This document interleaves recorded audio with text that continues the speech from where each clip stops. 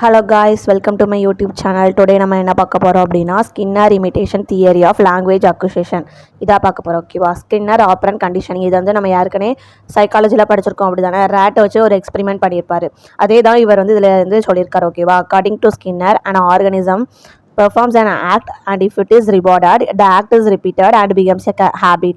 If the act is penalized or punished, it fades away. அதாவது இவர் இதில் என்ன சொல்லியிருக்காருன்னா, இப்போ ஒரு குழந்தை இருக்குது அப்படின்னா அந்த குழந்தை ஒரு விஷயத்த பண்ணுதுன்னா அதை நம்ம வந்து என்கரேஜ் பண்ணோன்னா அது மறுபடி பண்ணி அது வந்து ஹேபிட்டாக மாற்றும். அப்படி தானே? அதுவே நம்ம அதுக்கு வந்து ஏதாவது ஒரு பனிஷ்மெண்ட் கொடுத்தோன்னா அது வந்து மறைஞ்சிரும் அப்படிங்கிறத சொல்லியிருக்காங்க. Rewarding the correct response and fixing it is the essence of the theory of operant conditioning proposed by BF Skinner. அதாவது ரிவார்டிங், அதாவது ஒரு விஷயத்தை நம்ம என்கரேஜ் பண்ணுறது, கரெக்டான விஷயத்துக்கு வந்து என்கரேஜ் பண்ணுறது தான் என்னது தியரி ஆஃப் ஆப்ரண்ட் கண்டிஷனிங். அது வந்து ஸ்கின்னர் வந்து ப்ரப்போஸ் பண்ணியிருக்காருன்னு சொல்லியிருக்காரு. He applied this theory of operant conditioning to the process of language acquisition. அதாவது அவர் இந்த தியரியை தான் லாங்குவேஜ் கற்றுக்கிறதுக்காக அவர் வந்து யூஸ் பண்ணியிருக்காரு. ஓகேவா?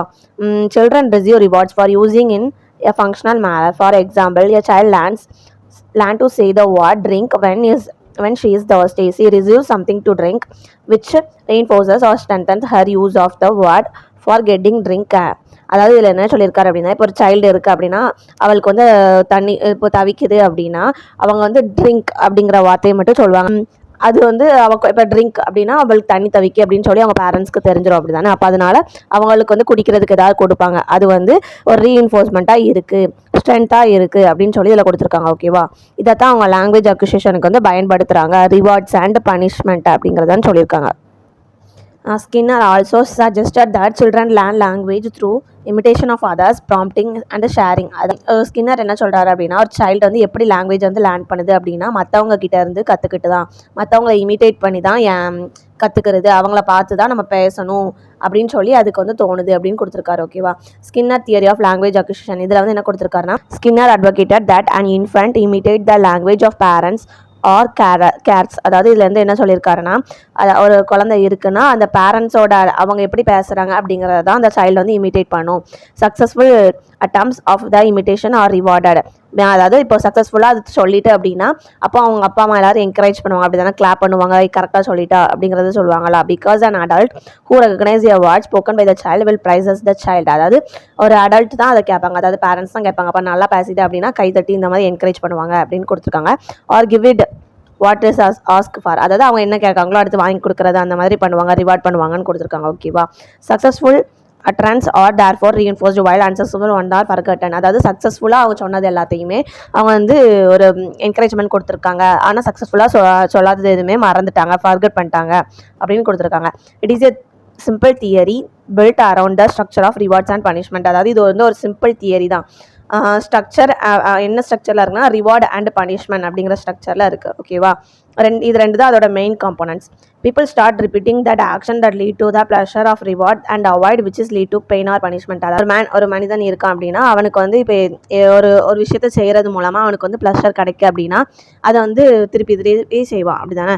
இதுவே அவனுக்கு அதில் வந்து ஒரு பெயினோ ஒரு பனிஷ்மெண்ட்டோ கிடைக்கணும், அதை அவாய்ட் பண்ணிடுவான். This is called conditioning which is the same as the format of forming a habit. இதை தான் அந்த கண்டிஷனிங் ஸ்கின்னரோட ஆப்ரண்ட் கண்டிஷனிங் அப்படின்னு சொல்லியிருக்காங்க.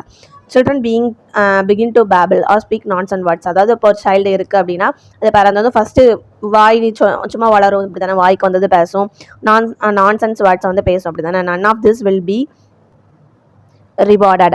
அதாவது இந்த மாதிரி பேசுறதெல்லாம் அவங்க வந்து பேரண்ட்ஸ் வந்து கண்டுக்க மாட்டாங்க, என்கரேஜ் பண்ண மாட்டாங்க. அப்படி தானே? as soon as the child begins to mimic the language of his parents, the interest of the parents is kindled. அதாவது எப்போ அவங்க அப்பா அம்மா பேசுகிற மாதிரியே அந்த குழந்தை வந்து பேச ஆரம்பிக்குதோ அப்போ தான் அந்த பேரண்ட்ஸோட இன்ட்ரெஸ்ட் வந்து அதிகரிக்கும். அப்போ அவங்க என்கரேஜ் பண்ணுவாங்க அப்படின்னு சொல்லியிருக்காங்க. their result is that children learn when they spoke a recognized word or rewarded by their parents. அதாவது கரெக்டாக பேசின வேர்ட்ஸுக்கு வந்து அவங்களுடைய பேரண்ட்ஸ் வந்து ரிவார்ட் பண்ணுவாங்க, அதாவது என்கரேஜ் பண்ணுவாங்க அப்படின்னு கொடுத்துருக்காங்க. As a result those words and praises are remembered and the nonsense words that get no attention and rewards are forgotten. அதாவது எந்த வேர்ட்ஸ் வந்து கரெக்டாக பேசினாங்களோ அதுதான் அவங்க வந்து ரிமெம்பரில் வச்சு என்கரேஜ் பண்ணுவாங்க. ஓகேவா? நான்சென்ஸ் வேர்ட்ஸ் எல்லாமே ஃபர்கட் ஆயிரும் அப்படின்னு கொடுத்துருக்காங்க.